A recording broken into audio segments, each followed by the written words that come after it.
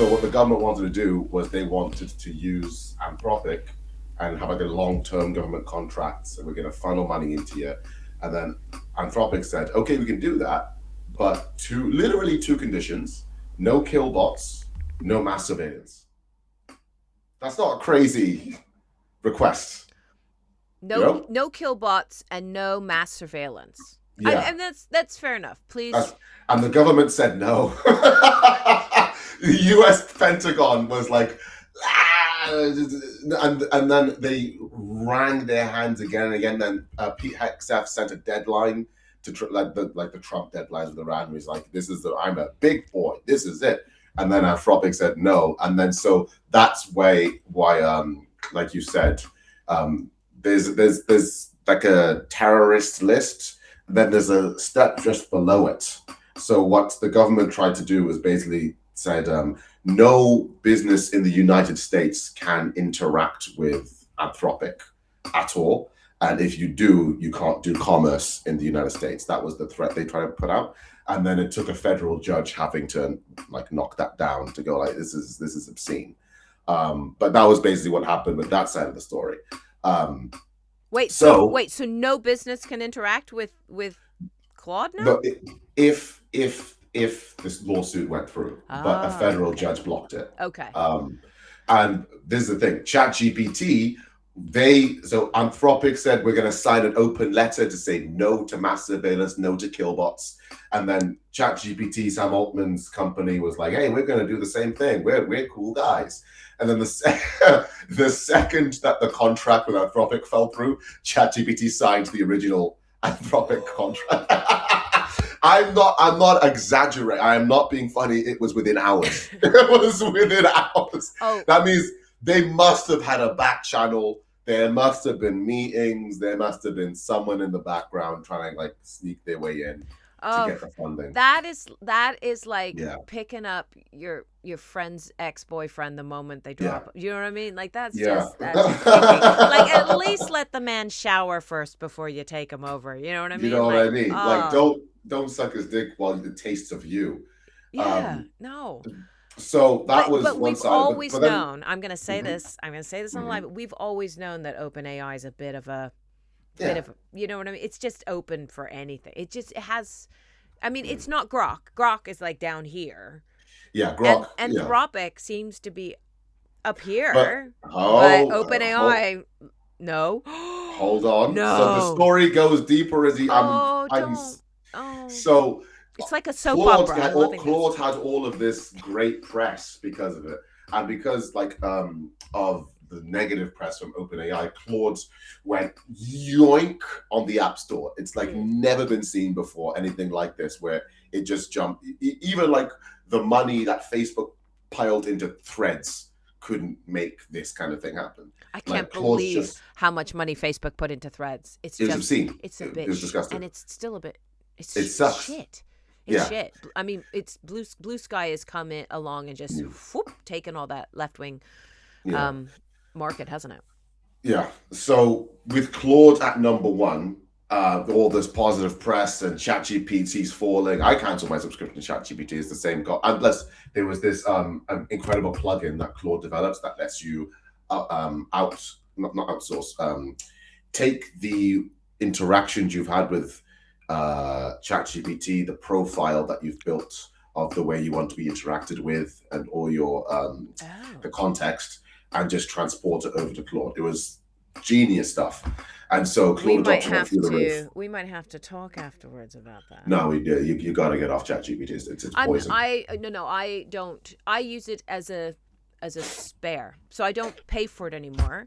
And I will smash through a chat, and when it goes, "You've reached your limit," I just open a new chat and just keep going. Yeah. You use it like how I used Netflix when I was broke. Yeah. I keep expecting ChatGPT to go, and you have now completed ChatGPT. I'll be like, what? I'll just go on my mum's. I'll go on my mum's. I've just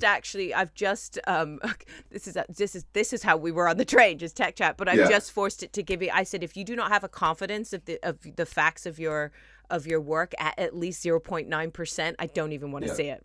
So I'm just for, and I said, stop telling me I'm amazing. Lies. Yeah. Stop using emoticons. Stop giving me bullet points that when I copy and paste them aren't actually friggin' bullet points. And just, if you do not have a confidence factor of 0.9, I am not interested in your work. And it's sitting there going, thank you so much for still using me. I'm like, you better. So so Claude had this great reputation. Their whole thing is we're the safe guys. That's always been their ethos. You'd think it's their ethos. Turns out it's just the way they sell. Is that we're the safe guys? That's like their hook. Because I think it was a week and a half ago now. So there's a place called Node Package Manager. Without being dead and boring, it's where you've built some code. You want other people to be able to download it and integrate it into their code. So you just pull it down from Node. So Claude uploaded their stuff to Node, but within their file package was a thing called a source map. So when you're on a website and you go into, you press like Control-Shift-I, you go into the console and then you look for like the code, like the sources, you're going to see gibberish because it's more performant. The computer knows what it is, but it's because it's gibberish and it's really condensed and compressed. It's like the same. It's like the same difference between sending a full JPEG and a compressed file. You know what I mean? It's this compressed code. So so there's a map you can send to map between human readable code and this compressed code. It's called the source map. And it's meant to be encrypted. It's meant to be like you don't upload the source map. Claude uploaded their source map to Node Package Manager like 2 weeks ago. So all their front end was just immediately readable. We could see everything, bro. You could see like the internal logic, the comments, how like the folder structure. You could see like the logic of how obviously the actual algorithm is in the back end, and the actual weightings for different things are in the back end. The mathematics is all in the back end, but the front end code still tells you a lot. So is this where we discovered that Claude keeps track of how often you swear? Yeah. So there's this big array of swear words that it has to be able to, within the context of a conversation, tell whether this is going right or left. And if we're going too far left, we say, okay, we can't keep talking about this because this violates my terms of use and all that kind of thing. Wow. And the tragedy of it, and this is, I'm sorry for the long-winded explanation, but this is beautiful stuff to me. The tragedy of it is the reason why the source map was leaked was because Claude encouraged the developers to vibe code. They encouraged the developers to use AI to write their code to prove the proof of concept that you should be using Claude code. If you want, there's a runtime environment that they purchased recently. Basically, it's a place where you can both pull stuff down from NPM, you can test all your code, you can run it locally, and you can create. You mean Bun? Bun. JavaScript Bun. Yeah. They purchased that recently, and Claude Code is built on JavaScript Bun.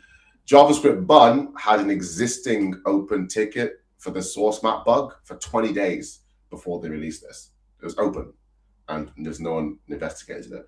But then on top of that, because what does that mean, an open ticket? Just for people who aren't as techy. It's an open ticket means it's like hey guys, this is wrong, or like when you find a bug in a video game and you report it. You've sent up the report that creates a ticket that the developers can look at and so fix. Somebody created a ticket and when issues and nobody at Anthropic saw the ticket. No one picked it up. No one picked it up, and because the code deployment pipeline, so it's like it's like a factory. It's you're deploying it, right? That pipeline was vibe coded, so it's like a true false Boolean value. True or false? Do we ship the source map? Someone put true where it should be false. Yeah, and no one checked it because they're vibe what's coding. Crazy. Okay, I get that you're vibe coding, and vibe coding basically means that you're using AI to actually write the code that my mother would have written by hand. My mother was a coder. My sister's a coder. They sit there. They're fluent in things like Python and Java, and they sit and they write all this code. But now you can vibe code, i.e., just say to AI, write me a program in Python that does X, Y, Z, and it does it. But you should still like yes, the same thing. Like if you use we're all using AI to help us write something. But if you say to AI, hey, help me write an email to a producer to convince them to meet me for coffee and look at my project, and you just copy and paste that blindly into an email and click send, the top of the email is going to be, okay, here, I've written an email for you and this is what it looks like. You have to proofread, and then when you go through it, you have to go, I wouldn't say that, and change it.